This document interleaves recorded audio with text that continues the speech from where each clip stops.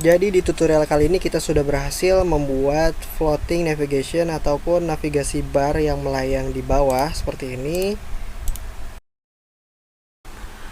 Assalamualaikum warahmatullahi wabarakatuh. Oke, jadi di video kelima kita kali ini kita akan melanjutkan kembali project personal website menggunakan React.js. Nah, seperti yang udah kita ketahui, kemarin kita udah selesai bikin satu landing page yang cukup keren. Kali ini kita akan menyempurnakan untuk tampilan mobilenya, karena ini masih berantakan banget ya cuy. Wah, niatnya gue akan bikin serupa kayak gini dengan ada navigasi yang melayang di sini.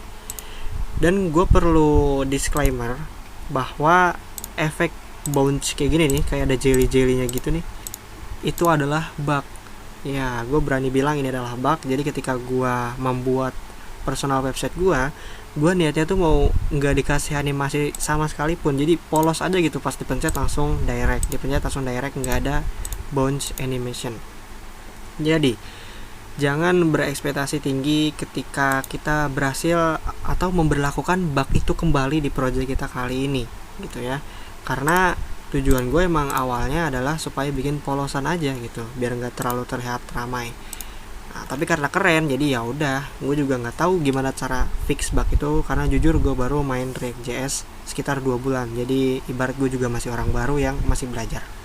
Langsung aja kita boleh kembali lagi ke sini, ke profil kita yang kemarin, dan untuk iconnya kita pakai yang kemarin dari icon South atau Unicorns.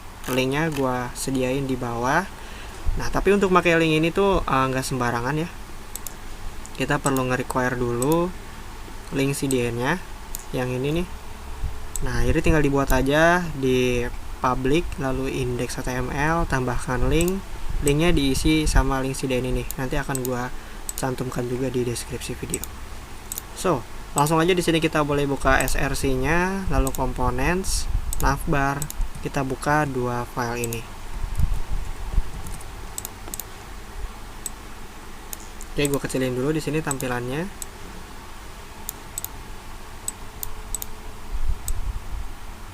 Gue akan buat untuk nama gue yang ini supaya dia nggak ikut nge-scrolling kayak gini lah pokoknya ya.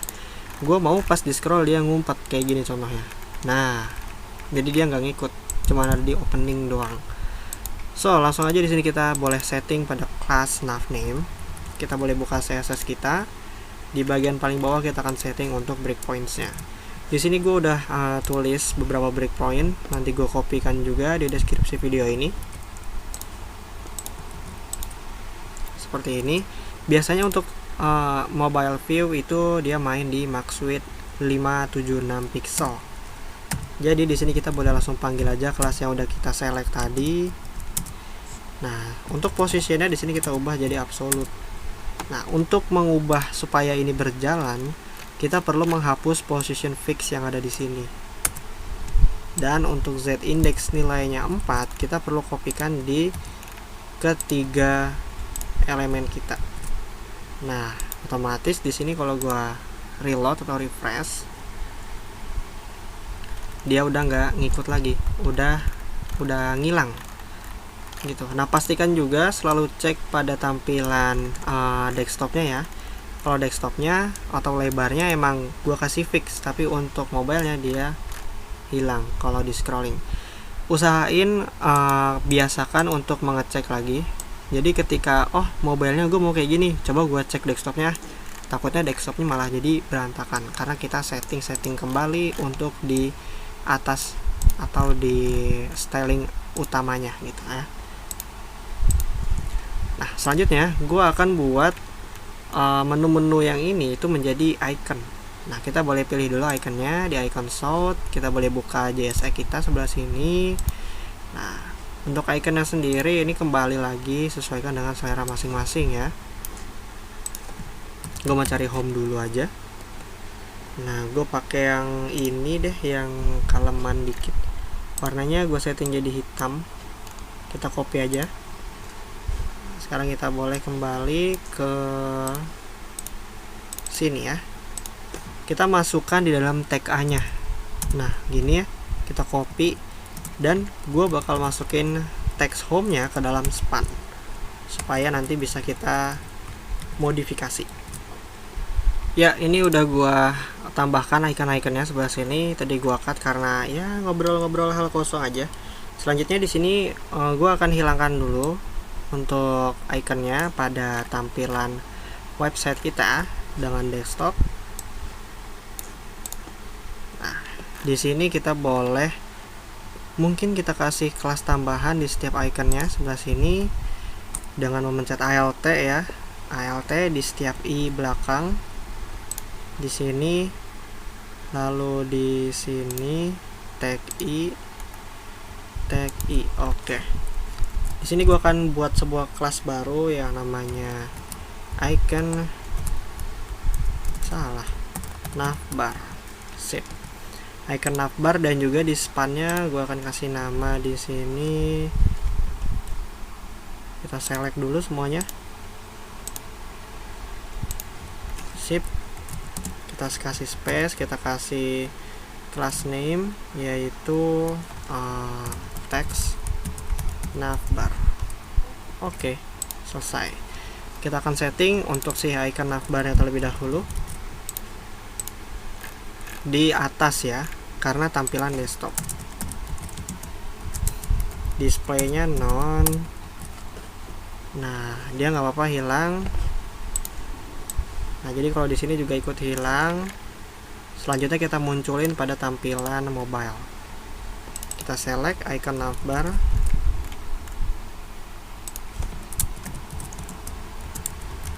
Display block. Oke, dia muncul. Lalu kita akan hilangkan teks ini. Navbar teks.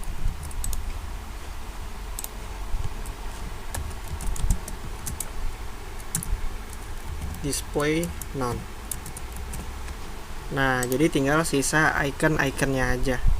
Nah, di sini kita boleh setting untuk font size-nya. Oke, 1 rem, 2 rem mungkin. Oh, kelebihan 1,5 cukup. Oke, 1,5 gua rasa cukup. Ini bisa dikecilin lagi nggak? Oh, nggak bisa, berarti ini aja dikecilin. Sip. Oke. Di sini udah keganti ya semuanya, dan juga ukurannya gua rasa udah pas. Selanjutnya kita akan geser dia ke tengah sini. Gimana caranya? Kita boleh buka dulu untuk JSX-nya. Jadi dia ini ada di nav menu right sama menu bottom. Jadi kita perlu select ini dan kita ubah direction-nya.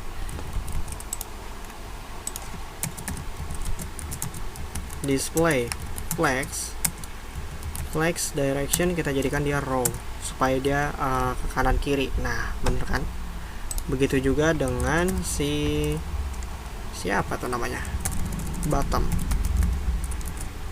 Nah, sorry banget guys, tadi udah 10 menit gua nggak sadar dan otomatis ke cut gitu aja rekordannya. Oke, sekarang kita lanjutkan lagi. Nah, di sini gue menyarankan kalian untuk mendownload sebuah extension Chrome yang bernama Mobile Simulator. Gue kurang tahu di Edge ada atau enggak, di Safari juga gue kurang tahu. Nah, sini gue coba gedein jadi 110. Gue sih biasanya settingnya di Galaxy S21 Ultra ya. Kalian bisa ubah aja device-nya di situ. Nah, jadi kayak gini kurang lebih. Kita langsung styling lanjutan. Nah, di sini fontnya terlalu kecil. Gue coba gedein lagi. Gimana kalau 2? Oke, kalau 2 mungkin cukup. Sip. Gue akan satukan mereka ke bawah sini dan sejajar sudah pasti. Nah, oleh karena itu kita perlu mengubah dan kita mengeluarkan si nav name-nya ini. Kita keluarin dari kontainer nav. Nah, dia nggak akan pengaruh apapun. Lihat di mobile nggak berpengaruh, di tampilan untuk desktopnya juga dia nggak ngaruh. Nah, ya kan tetap. Nah, di sini dia, sorry ini browsernya masih ada pengaruh ininya nih. Nah, dia nggak akan pengaruh. Kita bisa lihat di sini. Udah dikeluarin juga tetap nggak ngaruh dia. Nah, kita boleh manfaatin. Kita boleh kembali ke menu Mobile Simulator.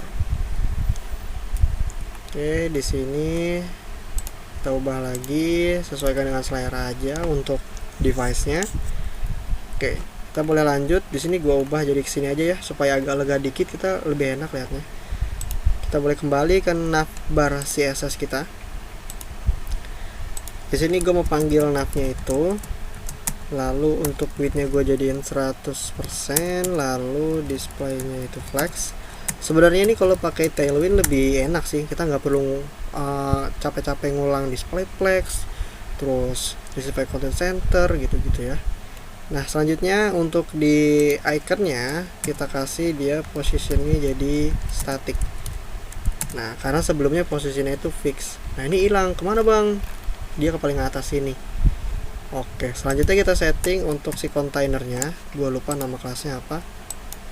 Container nav. Kita boleh panggil di sini. Oke, kita setting dia flex direction jadi row supaya dia jejer kayak gitu ya. Dan untuk positionnya fix. Nice. Hilang, tidak usah panik, kita kasih Z index 4 sama dengan Z index yang di atas ini 4. Oke, sini gue scroll lagi ya. Nah dia masih di atas itu. Sekarang kita akan pindahkan dia ke bawah. Kita nggak bisa pakai align items soalnya di sini gue nggak mau setting untuk ininya ya, height-nya. Di sini gue coba debugging dulu. Oke, sudah pas di situ. Gue biarin dulu warnanya, nanti gampang kita ubah. Selanjutnya gimana caranya biar ke bawah? Kita kasih bottom di sini, yaitu kurang lebih 1 rem. Cukup nggak ya 1 rem? Gue rasa cukup sih. Ya cukup. Kita kasih padding. Atasnya gue mau kasih 0,5 rem. Samping kanan kiri gue kasih 1 rem. Oke, nice. Kasih border radius 25 pixel. Apa kabar? Oh, terlalu ini. Oke, gue suka tampilan kayak gini. Oke, nice. Cuman ini masih terlalu dempet ya. Coba kita kasih gap setengah rem. Mungkin 0,6 0,7 kemana aja deh. Kita juga perlu kasih gap di sini ya. Gapnya nilainya sama biar nggak terjadi ketimpangan. Oke, pas nggak nih segini? Kurang apa kelebihan? Kalau kelebihan coba 0,5 deh. 0,4 0,3. Oke, gua rasa segini cukup.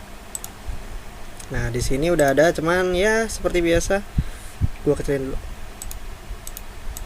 Udah bisa dipencet, cuman warnanya masih belum berubah kan. Gimana cara ngubahnya bang? Oke, di sini untuk backgroundnya kita pakai blurry effect ya. Background gua setting jadi FFF dulu sementara. Lalu kita kasih backdrop filter blur effect. Ini udah gue bahas lengkap di video terpisah gue yang ini ya, kalian bisa kunjungin atau enggak linknya ada di deskripsi. Gue coba kasih value nya 5 pixel, lalu gue turunin untuk backgroundnya di sini. Aduh, sorry. Gue turunin jadi setengah. Mungkin warnanya hitam bagus. Nah, oke tuh udah ada blur dikit-dikit ya. Kurang kah? Oke. Gue rasa gue nggak mau terlalu hitam. Maksudnya warnanya. Oke. Coba gue lihat. Cool. Keren ya. Oke, warnanya kalau mau kalian ubah boleh banget. Kalian bisa ubah lewat sini warnanya. Contoh di sini gue mau ini mah terserah aja ya. Nanti kalian atur sendiri aja. Oh, warnanya nggak berubah kan? Berarti bukan di sini naruhnya, tapi di sini di icon. Nah, tinggal sesuaikan aja. Gue di sini mau warnanya diambil dari variabel aja, supaya sama nih. Ada text color. Nah, warnanya kayak gini. Nah, cuman ini kan belum berubah ya Pak warnanya Pak tuh. Gimana cara ngubahnya? Nah, di sini kita manfaatkan teknologi dari React.js. Kita boleh buka navbar.js. Ntar gue cek record dulu, takut nggak record. Kita boleh import useState. Nah, yang tadi itu dihapus saja tulisan React, nggak apa-apa. Jadi, useState ini adalah sebuah hooks ataupun fitur yang ada di React.js. Dia berguna untuk mengubah sebuah value. Oke, di sini supaya lebih enak pemahamannya, gue langsung praktekin aja. Di sini gue buat sebuah variabel baru. Biasanya kalau kita buat sebuah variabel baru itu langsung ditulis namanya kan ya. Misalkan contoh isinya 1. Nah, kalau kita menggunakan useState, di sini kita gunakan kurung siku. Lalu variabelnya itu mau apa namanya, icon. Dan untuk setting atau mengubah value si icon ini namanya apa? Gua kasih set icon. Baru di sini kita panggil useState. Dan di dalamnya itu adalah nilai default. Nah, nilai defaultnya di sini gue mau kasih home. Jadi nanti ketika dipencet ataupun ketika user pertama kali datang ke halaman kita, maka si home ini akan menyala ikonnya. Warnanya itu beda sendiri. Nah, kalau gue lihat di sini ya. Nah, jadi di sini home-nya itu yang paling beda. Nah, ntar kalau si about dipencet, about-nya yang beda, kayak gitu pokoknya ya. Sekarang kita boleh kembali. Nah, di sini setelah kita setting dengan nilai default home, kita boleh masuk ke A di home-nya dulu. Di sini kita praktekin. Home kita kasih event on click. Kita buat sebuah function di sini. Lalu di sini kita panggil untuk si set icon-nya. Set iconnya di sini kita ubah ya, kita masukkan nilainya menjadi home. Nah, kayak gini supaya nanti ketika user semisal habis mencet about mau pindah ke home, nah nanti home-nya juga akan berpindah. Jadi meskipun nilai defaultnya home, nah kita juga perlu membuat atau mengubah si state-nya itu menjadi home lagi. Nah, di sini kita kasih class name karena kita akan berikan itu ya, apa namanya, styling ya di A-nya. Class name di sini kita kasih, sorry bukan pakai petik 2 tapi buka dengan kayak gini. Nah, sorry gue lupa untuk menutupnya. Aturan gue tulisnya di luar sini. Nah, dia nggak akan error. Nah, selanjutnya di sini kita panggil si iconnya kayak gini, icon. Kita lakukan if conditional control flow. Icon, kalau iconnya itu adalah home. Nah, di sini mungkin kalau yang udah belajar ternary ini masuk ya. Kalau iconnya home, kita kasih tanda tanya.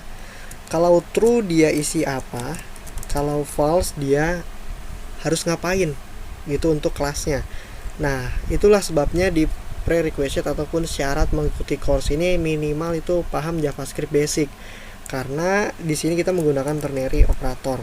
Nah, kalau semisal home ini true ya, kita kasih stylingnya semisalkan icon aktif. Nah, ini akan kita panggil juga di CSS. Nah, kalau false ya di sini. Jadi kalau true itu yang di sebelah kiri, kalau false dia yang di sebelah kanan. Nah, kalau dia false kita biarin aja, nggak usah kita kasih style. Nah, di sini untuk pengujian gua panggil 2 ya. Nah, biar kelihatan bedanya. Gua panggil di about. Di sini kita ubah. Ini ribet juga ya, gua lebarin dikit deh. About. Oke. Selanjutnya kita boleh save, lalu kita styling sedikit di icon aktifnya.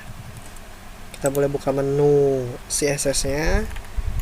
Nah, di sini kita boleh panggil kelas yang tadi. Semisal colornya mau gua ubah aja deh. Jadi bukan color deh. Background color biar lebih kelihatan. Salmon. Oke. Nah, ubah kan? Gimana kalau kita pencet ini, gua gedein biar kelihatan. Aduh, gue harus turun dulu gedenya. Nah, kalau gue pencet about, ribet emang. Nah, dia nyalanya about. Pokoknya kayak gitu ya. Nih sorry terlalu kecil, gue gedein deh. Nah, kalau gue pencet home, about, warnanya udah berjalan guys. See? Cool. Oke, mantap. Selanjutnya kita lanjut styling dan kita terapkan ke semua apa namanya ini, direct lah gitu istilahnya. Kita boleh copy event dan juga kelasnya. Nah, buat yang belum tahu, on click itu kayak buat mengubah suatu kondisi. Sebenarnya bukan on click doang, ada on change, on submit. Nah, itu kalian boleh pelajari lagi di JavaScript Basic. Gue belum bikin tutorial sih JavaScript Basic, soalnya jujur gue juga baru belajar JavaScript juga tahun 2023 ini baru. Nah, selanjutnya kita ubah di sini ya. Ini adalah work. Kita setting work. Terus di sini adalah service. Yang terakhir footer. Oke, kita boleh save, kita boleh lihat hasilnya. Oke, dia udah ganti-ganti ya. Cool banget ini sih, parah ya. Kelas. Wih. Oke, kita akan styling. Kita boleh balik ke CSS. Di sini gua kecilin dan gua perbesar lagi. Oke, sebelah sini. Nah, gua akan kasih dia padding seperti biasa. Icon aktif, kita kasih padding